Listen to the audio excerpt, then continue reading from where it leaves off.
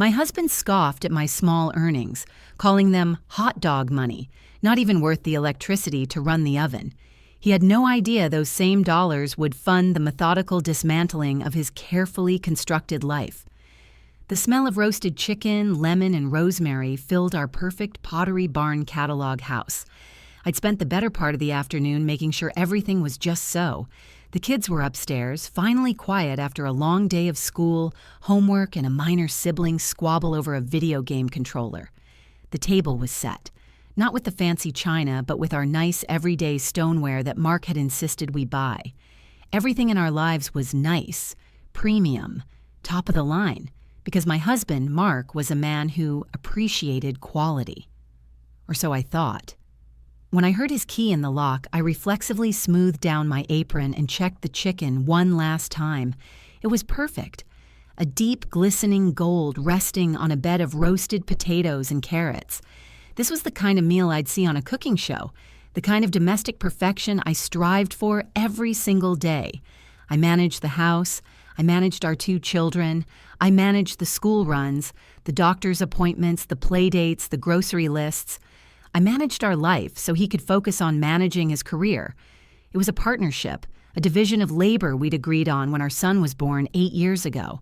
I'd put my own career as a graphic designer on hold, and he'd climb the corporate ladder with ruthless efficiency. "Hey," he called out, his voice echoing in the grand 2-story foyer. The sound of his expensive leather briefcase hitting the marble-topped console table was a familiar thud. "In the kitchen," I called back, a genuine smile on my face.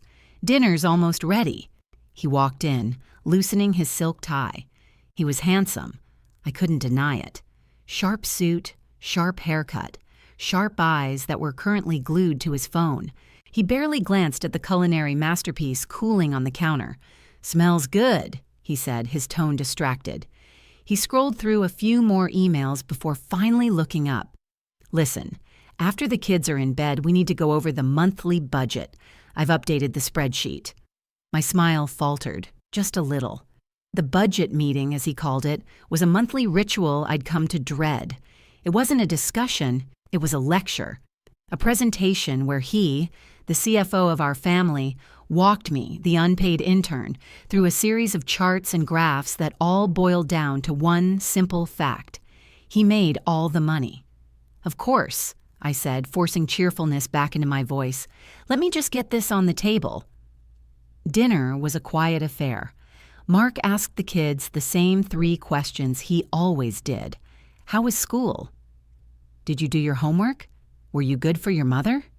He'd nod at their one-word answers, his mind already on the spreadsheet waiting for him on his laptop. Later, with the kitchen cleaned and the kids tucked into bed, we sat at the massive oak dining table. It felt more like a boardroom. His laptop was open, casting a pale, clinical light on his face. The screen was filled with the familiar grid of our lives, categorized and color-coded. Mortgage, car payments, private school tuition, groceries, utilities, all under the enormous umbrella of his salary.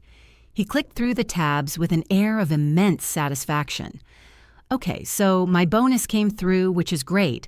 I've allocated most of it to the investment portfolio, but I've set aside a small portion for the kitchen remodel you wanted." He said it like he was bestowing a great gift upon a humble servant. "That's great, Mark. Thank you," I said softly. He nodded, not really hearing me. His eyes scanned the columns. "Everything looks good. Everything is in line. Except..." He paused, his finger hovering over the mouse pad. He squinted at the screen. "I see your little contribution for the month." My stomach tightened. I knew which line item he meant. A few months ago, to keep my skills sharp and to have something that was just mine, I'd started a small side business. I designed and baked custom cakes and cookies for kids' birthday parties. It wasn't much, but I loved it. The joy on a child's face when they saw their superhero-themed cake, the gratitude from a busy mom, it filled a part of me that had been empty for years. I was proud of the $247 I had made this month. It was money I had earned. Yes, I said, trying to keep my voice steady. Mrs. Gable's daughter had a unicorn party. She recommended me to 2 other moms. Business is picking up. Mark let out a short, sharp laugh. It wasn't a happy sound, it was dismissive. He leaned back in his chair, folding his arms across his chest, and looked at me as if seeing me for the first time. The look in his eyes was one of pure, condescending pity. He gestured vaguely at the tiny number on the spreadsheet, lost in a sea of his 5-figure entries.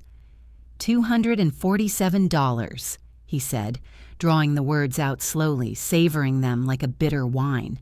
He shook his head, a smirk playing on his lips. He leaned forward, his voice dropping to a conspiratorial whisper, as if sharing a joke that only he was in on. Generic $1 hot dogs from the back of the grocery store. Is that really all you bring to our household budget? The air was sucked out of the room. The words hung there, shimmering with cruelty. Hot dogs. He was comparing my passion, my effort, my small piece of independence to cheap, processed meat. He saw my contribution as not just small, but worthless, pathetic. An embarrassing little hobby that barely registered as a rounding error in his grand financial plan. I opened my mouth to say something, to defend myself, to list the 1,000 invisible things I do every single day that have no line item on his spreadsheet. But he wasn't finished. He saw the look on my face, and instead of backing down, he decided to twist the knife. I mean, seriously, he continued, his voice laced with false sincerity, is it even worth the cost of the electricity you use for the oven?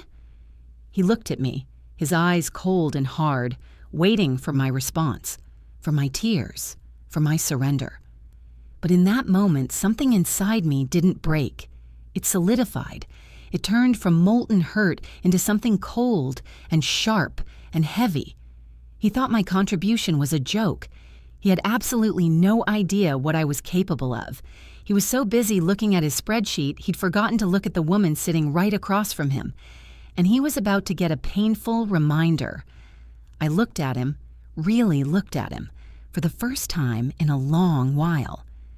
I saw the faint sheen of sweat on his brow from his stressful day, the expensive watch on his wrist that I'd bought him for his 40th birthday, the smug, self-satisfied curve of his lips. He was waiting for me to crumble. He expected tears, a defensive, choked-up protest. That's what always happened. He'd poke and prod until I broke, then he'd sigh, pat my hand, and tell me he was just trying to be realistic, to manage expectations. But his words hadn't broken me this time. They were the last drops of water spilling over a dam. I felt a strange and terrible calm settle over me. I reached across the table, my hand moving with a slow, deliberate grace, and closed his laptop. The screen went dark, plunging his face into the warm, ambient light of the dining room. The sudden silence was deafening. He blinked, thrown off. "What are you doing?" "We're done," I said, my voice unnervingly even. "The budget meeting is over." "We're not done until I say we're—" "No." I cut him off, my voice still quiet but now lined with steel. "I'm telling you, we're done." I stood up, collected our empty coffee mugs, and walked into the kitchen without another word. I could feel his eyes boring into my back, a mixture of confusion and annoyance radiating off him. He didn't follow. He didn't know how to handle this version of me. This version wasn't in his spreadsheet. The next morning, the change began. It was subtle at first. I still made the kids their breakfast, packed their lunches, and drove them to school. But the usual hot breakfast for Mark, the omelets with fresh chives from my herb garden, the avocado toast on artisanal sourdough, was replaced by the box of cereal and a carton of milk I left on the counter. When he came down, dressed in another impeccable suit, he stared at the box of Cheerios as if it were a dead animal. "No breakfast?" he asked, an edge to his voice. "Help yourself," I said breezily, not looking up from wiping down the counter. "I have to get the kids to school." He muttered something under his breath about having an early meeting and left without eating. That night, dinner wasn't roasted chicken. It was spaghetti with sauce from a jar. The house was clean, but not immaculate. The throw pillows weren't perfectly karate chopped. I was still performing my duties, but I was no longer performing perfection. He noticed, of course. He made passive-aggressive comments about the house, about the food, but I just smiled my calm, placid smile and ignored him. He thought I was pouting. He thought it was a phase, a silent protest that would burn itself out. He was wrong. I wasn't protesting. I was reallocating my resources. All the energy I used to pour into making his life a 5-star resort experience, I now poured into myself. After he went to bed each night, I'd creep downstairs. I unearthed my old portfolio from a dusty box in the attic. I fired up my old professional-grade design software, blowing the digital dust off a skill set that had been dormant for nearly a decade. My hands felt clumsy at first, but soon the muscle memory kicked in. The familiar dance of keyboard shortcuts, the precise drag of the stylus on my tablet. It felt like coming home. I started small, creating a few new branding concepts for fake companies just to get back in the groove. Then I took a leap. I sent a thank you email to Mrs. Gable for her party referrals, and at the bottom I added a carefully worded sentence. By the way, I'm also taking on some graphic design freelance work if you or anyone you know is in need of branding or logo design. I hit send, my heart pounding. 2 days later, an email landed in my inbox. It was from Mrs. Gable, Sarah. She said her husband had just left his corporate job to launch a tech startup and was in desperate need of a full branding package. Logo, color palette, website layout, everything. He'd been quoted astronomical prices by big agencies. Would I be interested in putting together a proposal? My hands were shaking as I typed my reply. This wasn't a birthday cake. This was the real deal. I spent the next 48 hours in a creative frenzy. While Mark slept, I drank coffee and sketched, designed, and strategized. I poured every bit of my suppressed talent, my frustration, and my quiet fury into that proposal. I researched the target market. I created 3 distinct and brilliant logo concepts, and I outlined a full brand identity that was sleek, modern, and powerful. I sent it off feeling a mix of terror and exhilaration. The next evening, I had a Zoom call with Sarah's husband, David. He was sharp, energetic, and a world away from Mark. He didn't talk down to me. He looked at my work, his eyes widening. This is incredible, he said, genuinely stunned. This is better than anything the agencies showed us. How did you know exactly what we were going for? We talked for over an hour. He loved my vision. He loved my professionalism. By the end of the call, he'd offered me the contract. The initial project fee he named made me go lightheaded. It was more than I had earned in an entire year of making cakes. It was a serious number. It was mortgage payment money. It was private school tuition money. It was certainly not hot dog money. For the next few weeks, I lived a double life. By day, I was the competent, if slightly less enthusiastic, stay-at-home mom. By night, I was the lead brand strategist for an exciting new startup. I worked from midnight until 3 a.m., my face illuminated by the glow of my monitor, crafting the visual identity of a company called Auratech. Mark was oblivious. He was too consumed with his own world, complaining over our simple dinners about rising pressure at his firm. There's this nimble little startup that's just come on the scene, he vented one night, stabbing a piece of rotisserie chicken. Store-bought, of course. They're eating into our projected market share for the next quarter. No one knows who's funding them, but they're making a lot of noise. I just nodded and murmured something sympathetic, my heart thumping in my chest. Tonight was the big night. I was putting the finishing touches on the final brand style guide for Auratech. It was a work of art, my masterpiece. David was thrilled and had already paid my first invoice. The money was sitting in a new bank account I'd opened, an account Mark knew nothing about. As I prepared to export the final files, I pulled up the formal incorporation documents David had sent me for my records. It was just a formality, but I liked to be thorough. I scrolled through the legalese, the names of the board members, the primary investors, and then I saw it. A name I recognized, the lead investor, the one providing the seed money that was making Mark's life so difficult, the silent partner behind the entire Oratech venture. It was Mark's own boss, the CEO of his company, and listed right beside his name as a co-investor with a significant minority stake was his wife, my new client, Sarah Gable. They weren't just competing with Mark's company, they were gutting it from the inside out, using its own top executives' money, and I had just built them the perfect weapon. A cold wave washed over me, prickling my skin. I read the names again: Robert Harrison, CEO, and Sarah Gable listed as a private investor. Mark worked directly under Robert. Robert was the man Mark spent his life trying to impress, the man whose approval he craved like a drug. And that same man was secretly funding a rival company, a corporate torpedo aimed directly at the ship Mark was so proudly helping to steer. And Sarah, my client, the sweet unicorn party mom, was his partner in this corporate espionage. She wasn't just a supportive wife, she was a key player.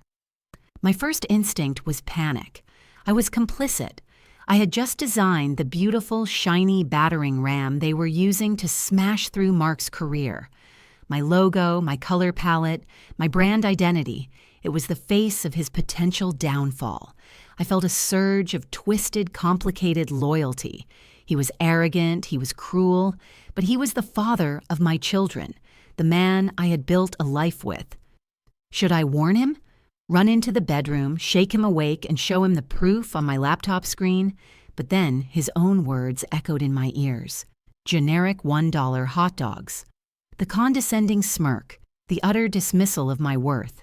He saw me as an accessory to his life, a decorative item that produced children and occasionally a passable dinner. He never saw me as a partner, an equal, or even a person with her own skills and ambitions. Robert and Sarah saw my value. They were paying me for my talent, a talent Mark had mocked. The irony was so thick I could choke on it. I closed the incorporation document and took a deep, shuddering breath. No, I wouldn't warn him. This wasn't my battle to fight. I was a contractor, a freelancer hired to do a job. I did the job, and I did it brilliantly. What my clients did with my work was their business. My loyalty wasn't to Mark's career, it was to my own survival, to the newfound sense of self-worth that was blooming in the dark, quiet hours of the night. His world was built on a foundation of arrogance and spreadsheets. Let's see how well it held up when the ground started to shake. I exported the final files, attached them to a meticulously professional email, and sent them to David and Sarah. Then I shut down my laptop, washed my face, and slid into bed next to my sleeping husband. He was snoring softly, oblivious. For the first time in years, I felt a sense of power. It was a dangerous, thrilling feeling. The next few weeks were a masterclass in domestic theater. Mark grew more and more agitated. The pressure from the Oratech situation, as he called it, was mounting. He'd come home late, his face grim, his tie perpetually loosened. He'd pace the length of our cavernous living room, muttering about market share and aggressive launch strategies.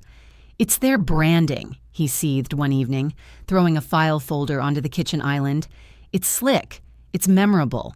It's everywhere. It makes us look like a dinosaur. Our marketing department is scrambling to respond, but we just look slow and reactive."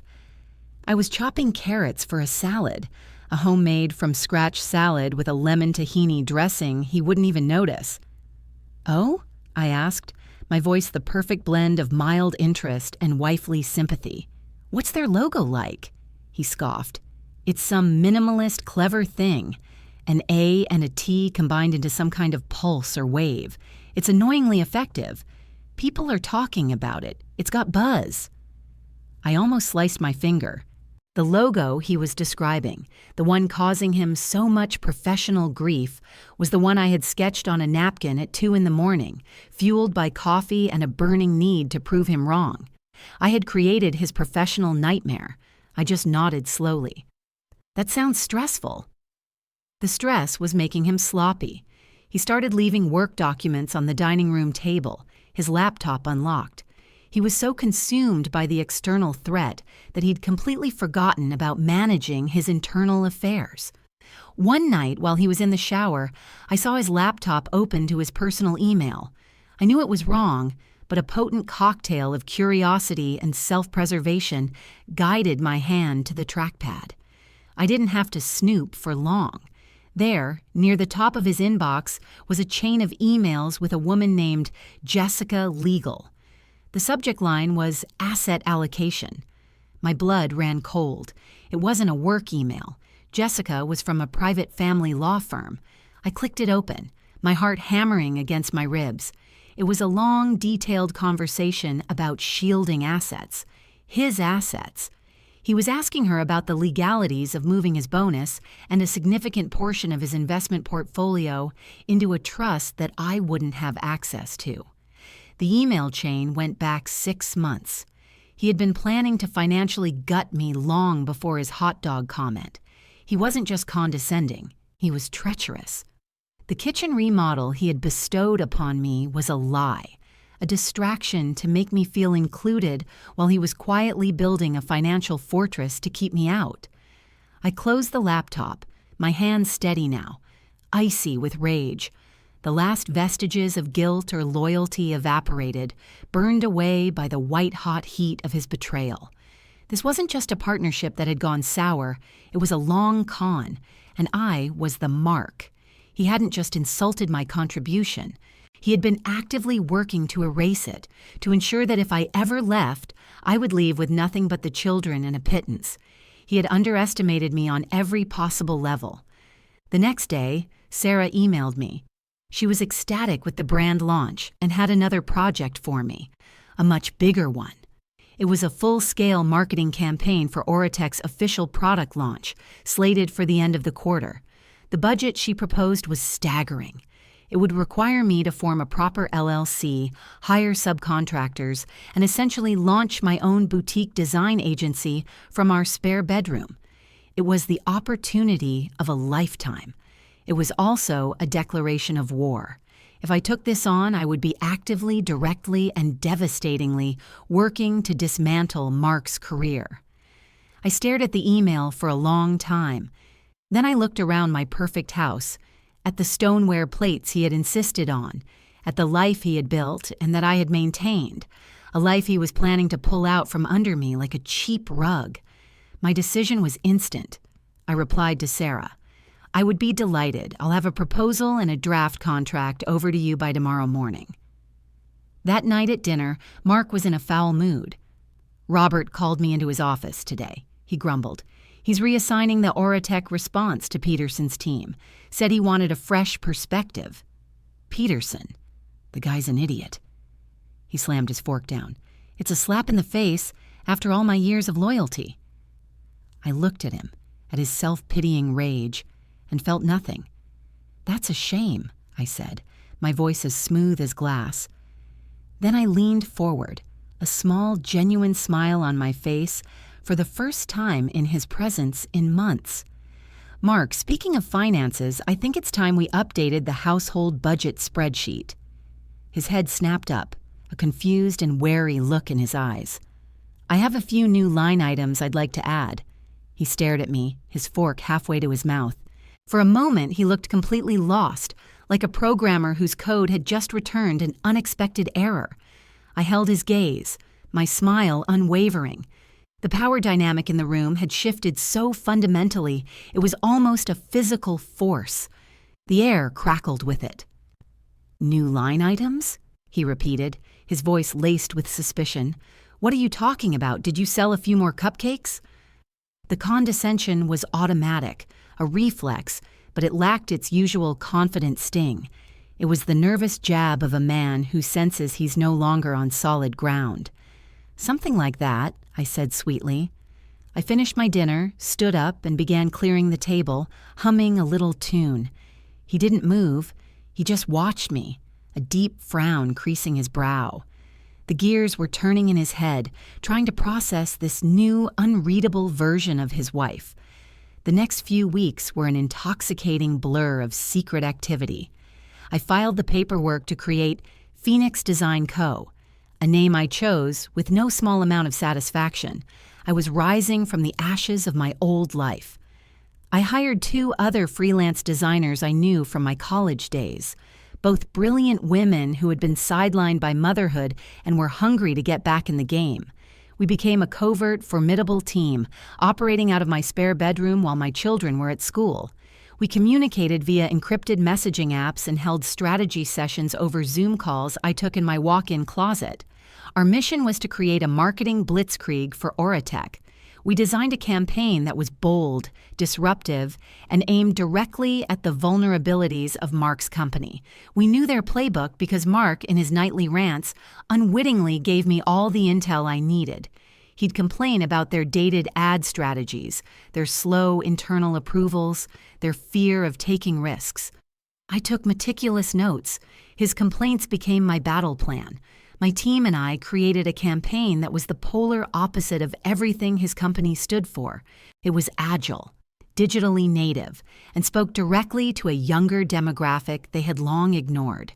We crafted viral social media challenges, partnered with tech influencers, and designed sleek, interactive web ads that made Mark's company's pop-ups look like relics from the stone age of the internet. The money from Oratech was flowing into my Phoenix Design Courier business account. It felt unreal. I'd look at the balance and feel a jolt of pure, unadulterated power. This was my money. I had earned it through my talent, my cunning, and my sheer will. It wasn't an allowance. It wasn't a rounding error. It was a war chest. My first major purchase was a lawyer. I found the sharpest, most ruthless divorce attorney in the city, a woman known for dismantling the financial fortresses of arrogant husbands. I paid her substantial retainer from my business account.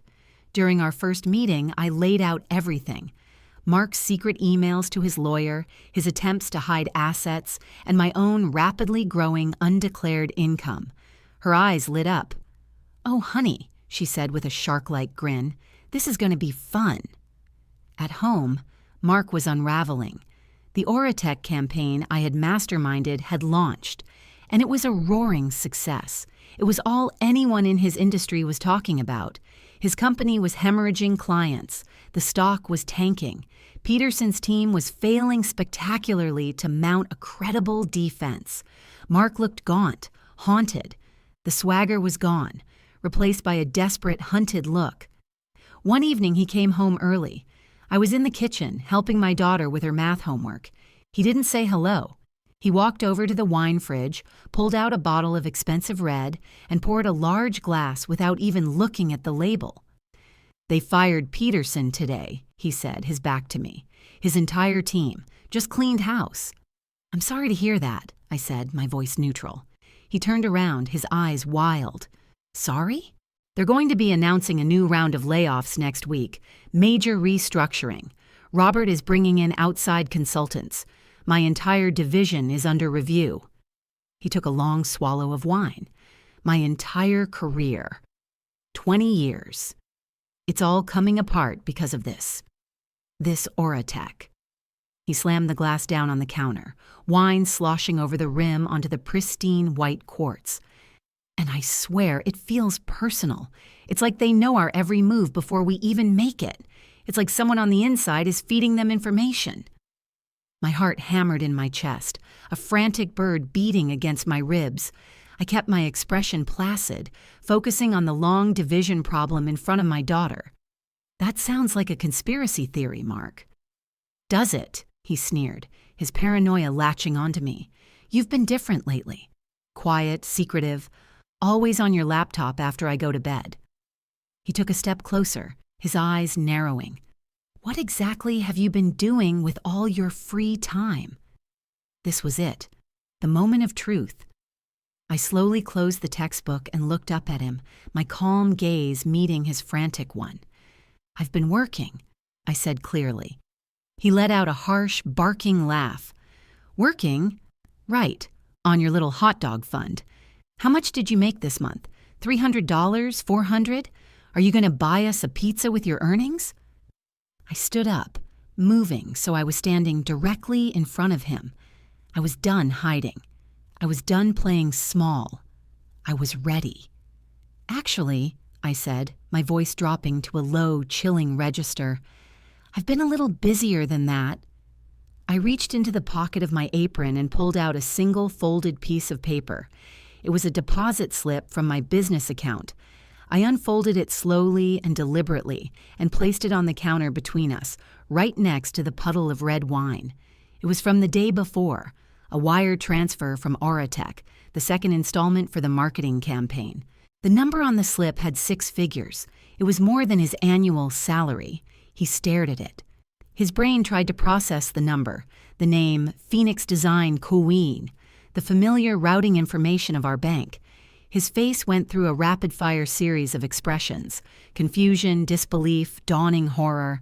His eyes flickered from the paper up to my face and back again. The color drained from his cheeks, leaving him a pasty, sickly white. "Phoenix Design?" he whispered, the name tasting like ash in his mouth. He looked at me, his eyes wide with a terror that was deeply, profoundly satisfying to witness. He finally understood. He was looking at the ghost. He was looking at the woman who had been feeding his competitor, the architect of his demise. He was looking at the inside man. The silence in the kitchen was absolute, broken only by the hum of the refrigerator. Mark's hand, the one holding the wine glass, began to tremble. A single drop of red wine fell onto the deposit slip, landing on the 6-figure number like a bloody teardrop. He didn't seem to notice. His world, so carefully constructed, so meticulously managed on his spreadsheets, had just been shattered by a single piece of paper. "You?" he finally choked out, the word a strangled gasp. "It was you?" "My contribution to the household budget," I said, my voice as cold and clear as ice water. I figured it was time for an update. He stumbled backward, shaking his head in frantic denial. No, it's not possible. You bake cakes. You plan play dates. You can't. His voice trailed off as the full, catastrophic weight of the truth crashed down on him. The slick branding, the inside knowledge, the perfectly targeted attacks, it all made a horrifying kind of sense. He hadn't been outmaneuvered by a corporate rival. He'd been dismantled by his own wife, the one he considered a domestic appliance. "I do a lot of things you don't see, Mark," I said. "That's always been the problem. You only saw what you wanted to see. A line item for groceries, not the hours spent planning healthy meals. A credit card charge for kids' shoes, not the afternoon spent soothing a tired toddler during a fitting. You saw a pathetic $200 and called it hot dog money, but you never saw the talent and ambition behind it." His face contorted, shifting from shock to pure, unadulterated rage. "You sabotaged me, my career, my life. For what? Because I hurt your feelings?" "No," I said, stepping closer, my voice dropping. "You tried to sabotage me. You were hiding assets. You were planning to leave me with nothing. Don't you dare pretend this is about my feelings. This is about your betrayal." I let that hang in the air for a moment, watching the fury in his eyes flicker with the guilt of being caught. "I didn't sabotage you, Mark. I just stopped propping you up. Turns out you weren't nearly as successful on your own as you thought you were." That was the blow that finally broke him. His anger collapsed, leaving behind a hollow, desperate shell of a man. He sank onto one of the kitchen stools, his head in his hands. "What have you done?" he whispered to the floor. "I've built a future," I said, "for me and for our children." The next morning, while he was still locked in his study, a courier delivered a thick manila envelope to our front door. Inside were the divorce papers. My lawyer had timed it perfectly. When Mark finally emerged, looking like he hadn't slept in a week, the papers were sitting on the marble console table where he used to drop his briefcase. His reign was officially over. The divorce was not the drawn-out, ugly battle he likely would have subjected me to. It was a swift, brutal execution. Faced with the evidence of his attempted financial fraud and the undeniable reality of my now massive income, His legal position was non-existent. My lawyer didn't just get me half. She argued successfully that his actions constituted a breach of fiduciary duty within the marriage. I got the house, the Pottery Barn catalog house that I had made a home. I got full custody of the children, and I got a very, very significant portion of the marital assets he had failed to hide. My hot dog fund, it turned out, had bought me the best legal protection money could buy. Mark lost his job, of course. The restructuring at his company was swift. His failure to anticipate and counter the Oratech threat made him a liability. The fact that his boss was secretly the one funding his demise never came out. Robert and Sarah were far too clever for that. Mark was simply let go, a casualty of the corporate war I had helped orchestrate. He moved into a small, sterile apartment across town. The expensive suits were replaced by ill-fitting polo shirts. The confident stride was gone, replaced by a defeated shuffle. When he picked up the kids for his weekends, he looked smaller, diminished. He would stand awkwardly in the grand foyer of the house he once lorded over, now a visitor in his own past. Meanwhile, my life blossomed. Phoenix Design Coenners became a legitimate, thriving agency. Oratech was our anchor client, and our success with their launch brought a flood of new business. I hired 2 more designers and moved us out of my spare bedroom and into a chic, light-filled office downtown. I was a CEO, a boss, a creator. I hadn't just reclaimed my career. I had built an empire on the rubble of the life that was supposed to contain me. 6 months after the divorce was finalized, I was sitting at my new custom-built desk in my office, reviewing a proposal. My phone buzzed. It was a text from Sarah Gable. "Drinks tonight? To celebrate?" Oratech had just been acquired by a tech giant for a 9-figure sum. She and her husband, and by extension Robert Harrison, had won their corporate war in spectacular fashion. That evening, Sarah and I sat in a sleek, rooftop bar overlooking the city. We clinked our glasses of champagne. "You know," she said, her eyes twinkling over the rim of her glass, "I never told you this, but the first time I saw your design work was on the invitation for my daughter's unicorn party.